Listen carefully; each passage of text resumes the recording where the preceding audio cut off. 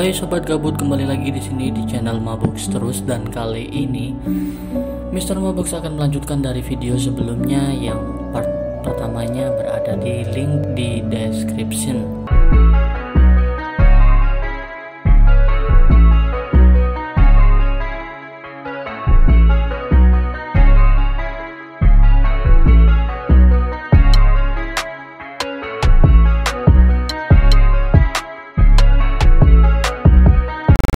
Melanjutkan dari video sebelumnya, Rizky pun melakukan perjalanan menuju tempat Raffi berada, dan tibanya di bandara pun disambut oleh media.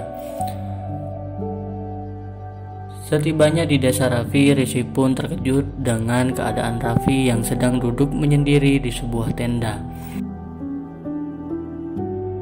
Raffi pun kaget hingga terawuk-awuk memeluk Rizky, sahabat masa kuliahnya di kala itu. Setibanya di rumah Raffi, Rizky meminta maaf atas kesalahannya di masa lalu. Rizky pun mengajak Raffi untuk pergi berfoto di tempat gedung tinggi seperti mimpinya waktu kuliah dulu. Raffi pun menolak karena jika ia meninggalkan desanya, maka sosok ayah tak akan ada lagi dalam hidupnya. Ini dikarenakan Raffi ingin meneruskan perjuangan ayahnya untuk menjaga desanya yang akan diserang oleh mafia elit. Tak tanggung-tanggung, mafia elit ini berencana akan membersihkan rumah dan desa seluruhnya. Rizky pun terkejut mendengar hal itu. Raffi pun meminta maaf karena tak bisa ikut Rizky untuk pergi berfoto-foto di gedung tinggi. Rizky menjawab akan membantu masalahnya. Sontak jawaban Rizky pun membuat Raffi tak percaya dengan apa yang didengarkannya. Hingga Raffi mengatakan itu tak semudah seperti yang kau kira, Rizky. Begitu ungkapnya. Bertemunya Rizky dan si M pun tak disia-siakan oleh Rizky. Si M berkata ada kesalahpahaman di masyarakat ini. Salah paham bahwa politisi lah yang mengatur India, padahal sebenarnya salah. Namun yang mengatur India adalah sebenarnya perusahaan. Namun si M menyarankan Rizky untuk bertemu dengan orang yang memiliki proyek pembangunan di rumah Raffi. Singkat cerita, Rizky pun menemui mafia satu ini yang bernama Vivek Metal.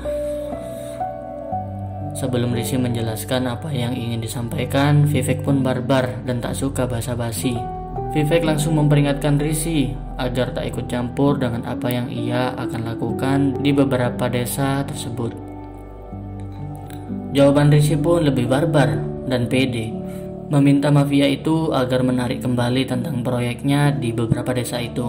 Dengan strategi Rizky yang unik dan berani, dia pun menyuruh asistennya untuk mengatur segala pertemuannya dengan klien diadakan di desa terpencil yang ditempati Raffi. Dan benar, setelah keputusan itu, banyak helikopter yang landing dan parkir di lapangan di dekat desa Raffi. Sensasi ini pun mendapat perhatian media dan warga sekitar. Raffi yang tak mengetahui hal itu bertanya kepada Rizky, "Ada apa ini, Rizky?" Rizky merespon apa yang dipertanyakan oleh Raffi dengan jawaban yang sangat absurd. "Jika itu tendamu, maka ini adalah tendaku," sambil senyum yang sedikit asilole. Dengan adanya Rizky di desa itu pun mendapat perhatian dari mafia, tapi mafia yang bersangkutan bersikap santuy bin asyik. Hal tak disangka pun Puja bertemu dengan Rizky karena urusan pekerjaan, tapi karena Puja memiliki ego dan gengsi yang tinggi layaknya kaum Hawa lainnya, Puja tak merespon apa yang sedang dibicarakan perihal pribadi oleh Rizky Kumar. Sepulangnya bertemu dengan Rizky, Puja pun bertemu Raffi dan menanyakan ada apa ini Raffi. Raffi pun menjawab bahwa dirinya tak tahu, tapi jika dia datang, dia akan melakukan sesuatu. Puja begitu bela Raffi terhadap Rizky. Sepulangnya Puja dari kantor baru Rizky pun tampak meladeni media di depan kantor barunya.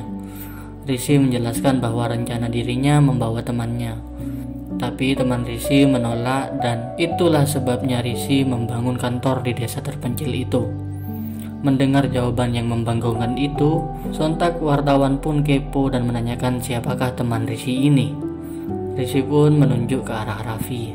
Raffi pun kaget dengan kedatangan wartawan dan beberapa mic yang disodorkan kepadanya.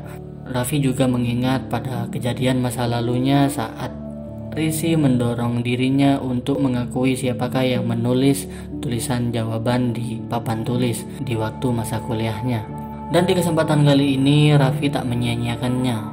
Ketika wartawan bertanya, "Mengapa kau tak mau pergi dengan kepribadian yang besar seperti Rizky itu ke Amerika?"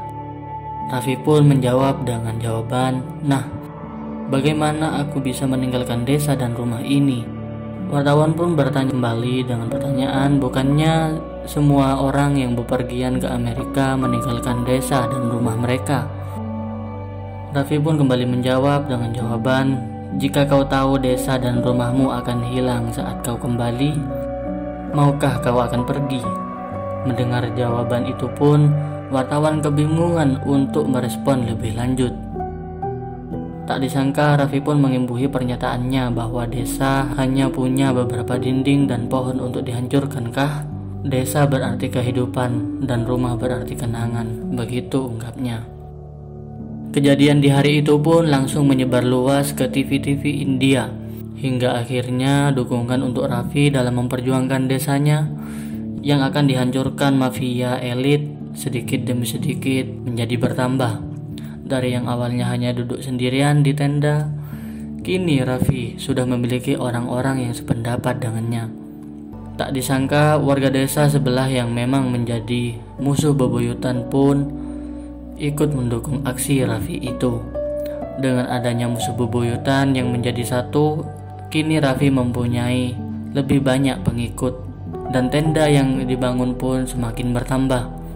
Singkat cerita, bertambahnya pengikut Raffi membuat perhatian mafia itu kembali kepada desa yang ditempati Raffi. Mafia itu pun bertemu Rizky.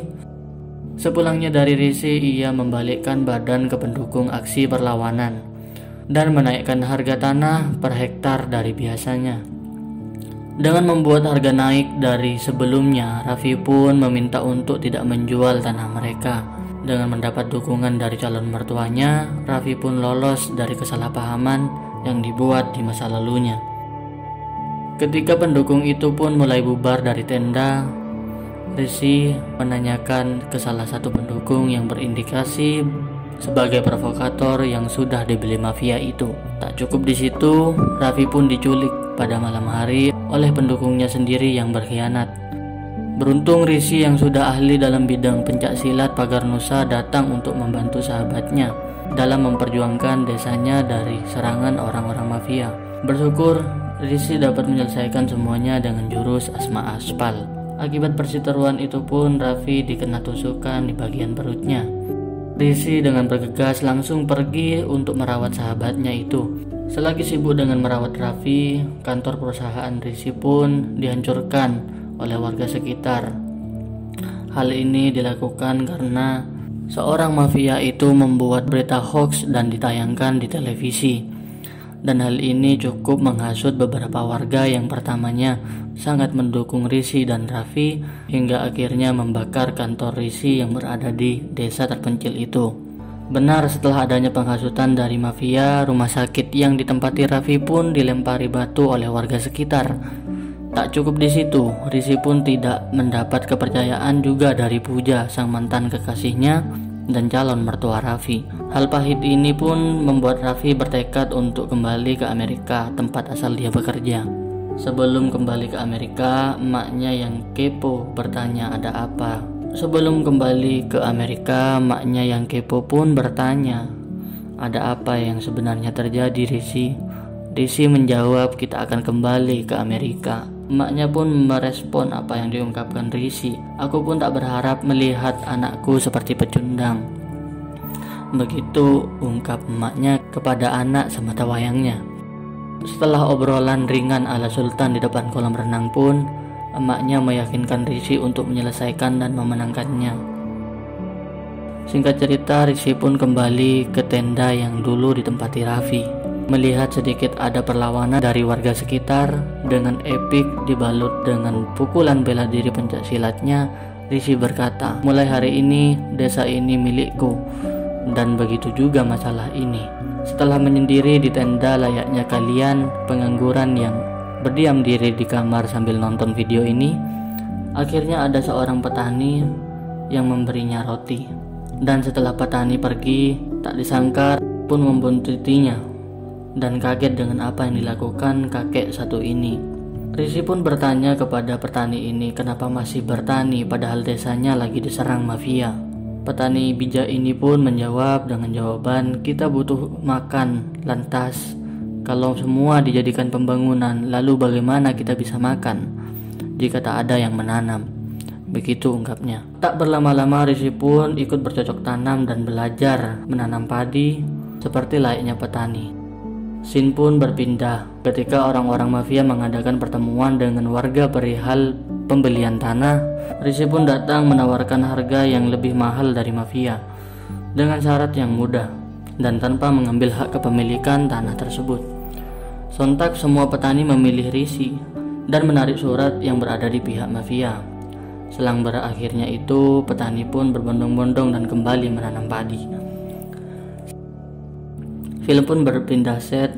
Risi dipertemukan dengan pemuda yang sedang kecewa dengan masyarakat yang sudah tidak memberi hormat sekalipun ke petani. Ini pun dilatar belakangi oleh ayah pemuda tersebut yang meninggal karena bunuh diri perihal kegagalan dalam bertani, dikarenakan hasil yang tak setimpal dengan usaha menanamnya. Sepulang dari pertemuan dengan pemuda pun, Risi melakukan riset dengan apa yang sebenarnya terjadi kepada keluarga para petani. Keesokan harinya, Risi pun mengadakan press conference yang memukau banyak kesadaran dari masyarakat umumnya. Dari press conference itu pun membuat si M setempat salut hingga bangun dari tempat duduknya yang empuk bingit. Dan masyarakat di luar pun memberikan dukungan yang di luar dugaan. Tak cukup di situ, bahkan Risi mendapat dukungan dari teman masa lalunya yang selalu ingin bersaing dengan dirinya. Yap, dia adalah Ajay. Ajay pun mengungkapkan bahwa dia minta maaf dan ingin menjadi bagian terbaik dari Risi. Dengan kemurahan hati Risi pun menerima apa yang dilakukan oleh Ajay. Seberesnya masalah yang dihadapi desa itu, Risi pun pamit dan berencana kembali dengan dibekali sekantong tanah dari petani yang mengajari bertani dulu. Kembalinya Risi pun disambut dengan hormat oleh warga desa setempat. Dan tak cukup di situ, Risi pun mendapat hormat dari desa sebelah yang sebelumnya terkenal kontra. Dan ketika Risi di bandara, justru Risi membalikkan diri dan membuat media kebingungan kenapa dirinya tak berangkat ke Amerika. Dan di sini Risi menyatakan bahwa dia mengundurkan diri sebagai CEO Origin Group dan akan tinggal di India. Dan film ini ditutup dengan kata-kata bijak dari Risi begini. Success lo full stops undau. Commas maatrame untai. Success is not a destination. Success is a journey.